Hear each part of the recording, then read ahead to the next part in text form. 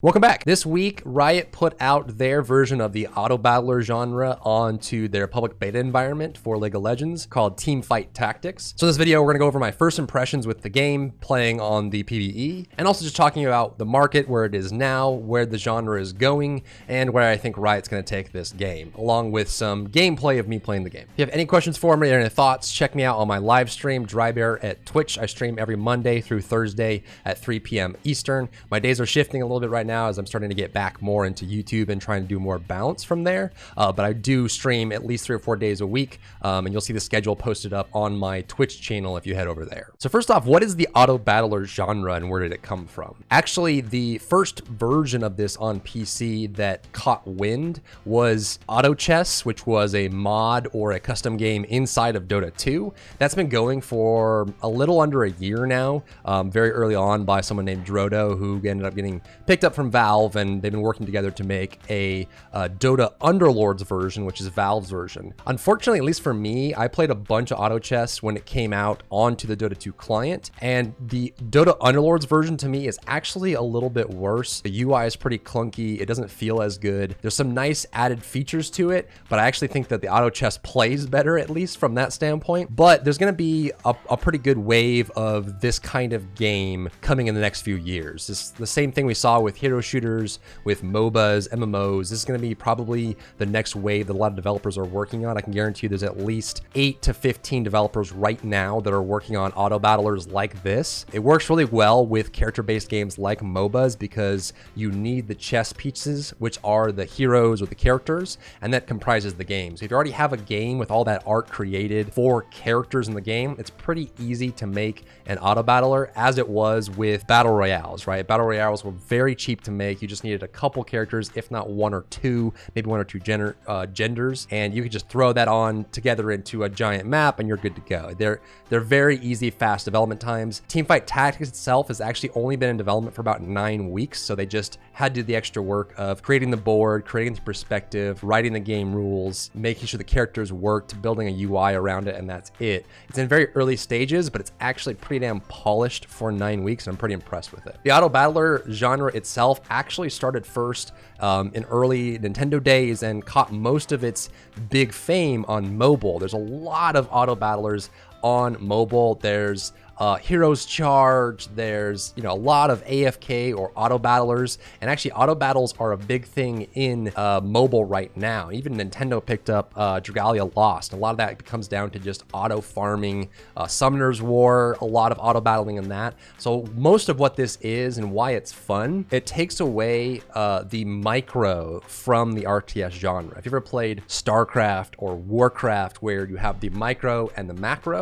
macro is building your buildings, making sure you have the right army composition, focusing on your resources, focusing on the big picture stuff. And then the micro of an RTS was, doing roach burrows or making sure that your bat riders in Warcraft were focusing the right target, or even controlling the heroes in Warcraft 3, which ended up spawning the MOBA genre. Bits and pieces of that are being simplified and split out. And that's kind of what this is. This is really just the macro of the game. And so all you're focusing on is building the right team comp, farming the right items, and making sure you're focusing on your economy so you have enough gold to keep your army growing stronger and stronger. Once the battles start, it auto battles. That's where the name comes from. Your units will actually fight for you based on where you've positioned them. And so you are set it and forget it, and then you have a new round, you get to move your units around, and you're kind of looking for synergies and combos into that. The way Dota Underlords works and the way auto chess works inside of Dota 2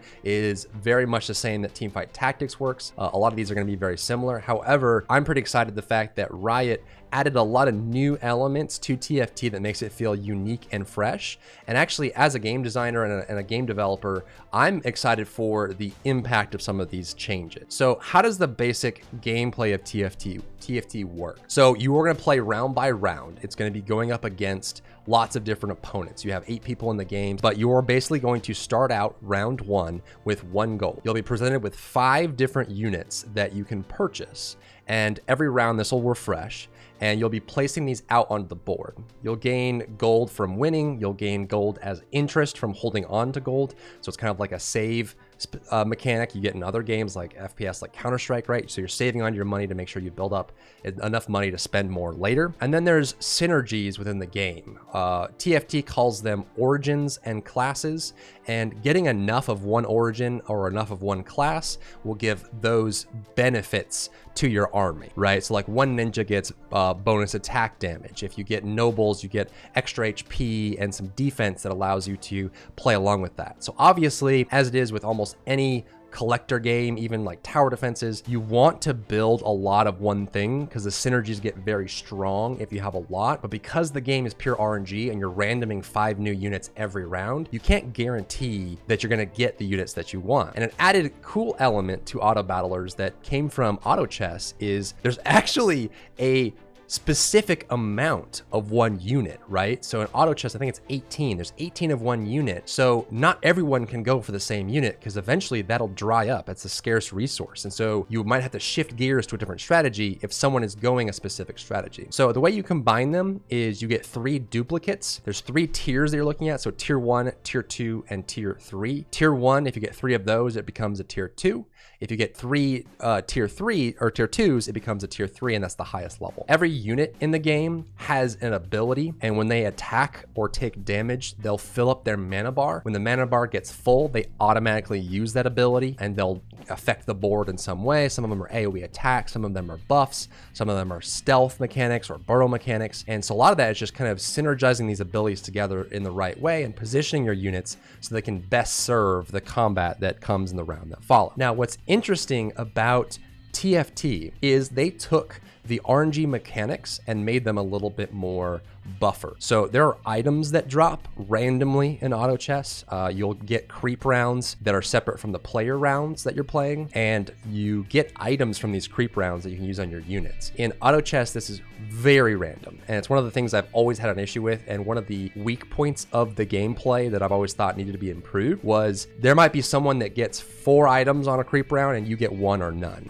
right? And so it's very RNG, and it's hard because there are some units you can stack a bunch of items on, they become a hyper carry, and it removes some of the strategy because it's just pure RNG. So what TFT did, which was really interesting, is they added a carousel mechanic. So what happens is you get random items from your creep rounds, you get random units from your little 5 selection of cards every round or whatever, but every so often, about 5 times a game, you'll go to the carousel and you actually start the game on the carousel. Everyone will spawn around the carousel, and the carousel will fill up with a whole bunch of units that already have an item on them. And so based on where you are ranked, if you're 8th place, you're last place in the game, you will get first choice on picking something from the carousel. And then you go one by one and pick the units or the item. And what's great about this is this builds in a lot of redundancy against an RNG system that allows you to make really big choices that catapult you forward into a much better situation, right? Say you need a specific unit, just one more to finish your build. Or say you need a specific item that you need to combine to become a better item. Either way, you either pick a unit that you need or you pick an item that's on a unit and then you sell that unit and you get the item, right? So there's a lot of built-in redundancy that makes the game a lot more interesting from that standpoint that allows you to really play with. Now, in playing the game, this works really well. There's some things that I think that are a little bit more competitive. I think the weird part is having to walk your courier over to the unit and select it, and sometimes you're further away, and based on where the carousel is moving, you have to catch up to it. It might be a little fun mini game, but I think competitively there might be some issues with that distance, right? Because someone who goes after you might get the thing you want because they were closer to it, or maybe it's rotating too fast away from you. Whatever the case may be, this is something that they can work on later, but it actually feels really, really good. So my first impression of the game, I think this actually has a lot of legs. Market-wise, I think you're going to see a lot of auto battlers coming in the next few years. And personally, I think that TFT has a leg up over Dota Underlords and Auto Chess as a custom game because it fixes some of the major RNG that come with the game. And I also think that it's a much bigger IP with League of Legends that people are going to recognize, right? Riot has had a long time coming for putting their next game out. They did a board game. They did this small little game a couple of years ago that no one really noticed. But a lot of people joke about the fact that it's not Riot Games, it's Riot Games. So this could actually be the first major sequel or second game that company has posted. They've got over 2,000 employees globally. League of Legends actually has been growing over the last few years, even though it came out in 2009, which that's really hard to do. Even World of Warcraft has had trouble growing, and that's even older, right? It's 2004 that game came out. So I think Riot Games has a lot of opportunity here with this game.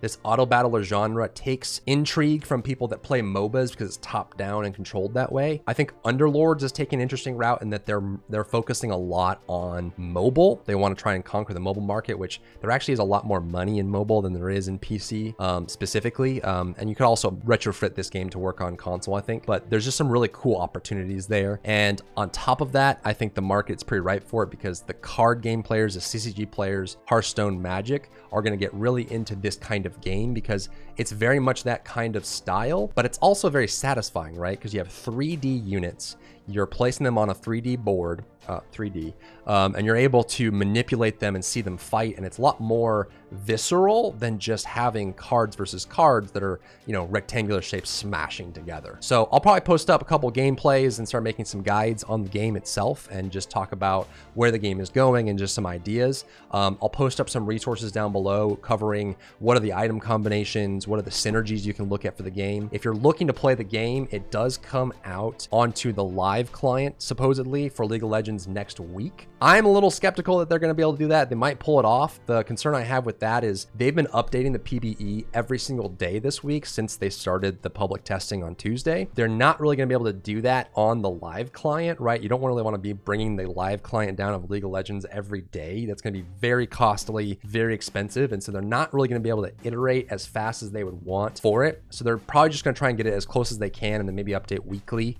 to try and keep it going. Because there's going to be a lot of bugs, there's going to be a lot of issues, but it will be a game, a separate mode inside of League of Legends. And based on the reception that it has had so far, how people have looked at it, and the history of the auto battle genre, I think that they're probably quickly going to move this to its own client. There's benefits and there's downsides to having it inside of the game versus outside. I experienced this when we had Realm Royale inside of Paladins versus separate on my past work, but I think ultimately this game does belong as its own client separate from the League of Legends launcher. I think specifically they're just gonna have to figure out how they want to do that, since they haven't really done that before, right? They have the infrastructure, they have the way to deploy builds and launch things into the League of Legends launcher, but as far as building it into its own client, into its own launcher with its own deploy process, that's probably gonna take them a little bit of time to figure that out, and they probably want to do that right, especially since this is kind of their first major foray outside of League of Legends. But it will be free to play outside of the public beta environment next week, is what we're told. So if you guys are looking to play it, if you have a PBE Access account, you can jump onto that this weekend and through the week. But if you don't, you'll just have to wait a couple days and get that going. If you don't know if you have PBE access, you will need to be honor level 3 inside of League of Legends, which actually takes a crazy amount of time. You have to have, I think, I had probably a couple hundred games done before I even noticed that I was at that point. So it takes a while. So I wouldn't encourage you to go grind it if you don't have it, but that's where it's at. There's some really cool things happening with TFT, Teamfight Tactics, and I think this genre has a lot of really cool opportunities. If you think about it, it could go well on the Switch, it could go well on console as well. So I think there's some cool things coming. So we'll check it out. We'll watch to see what Riot does next. We'll see what Valve does with Dota Underlords. They're focusing mostly on mobile, it seems like, and then see if Auto Chess, if Drodo comes and does something else outside of that. And also, I'm guaranteeing you, expect about 8 to 15 more of these coming over the next 2 years. It's going to be the same as the Battle Royale genre. It's not as cheap to make as Battle Royale, but it's still, you're going to see a lot of them, right? Anything that has a lot of units or a lot of characters or anything like that, they're going to make an auto battler. They're going to see if they can make it work, especially if it's free to play. So thanks so much for tuning in today. If you guys want to hang out with me on a live stream, come check me out. I'm Drybear on Twitch, and I look forward to seeing you in the next video.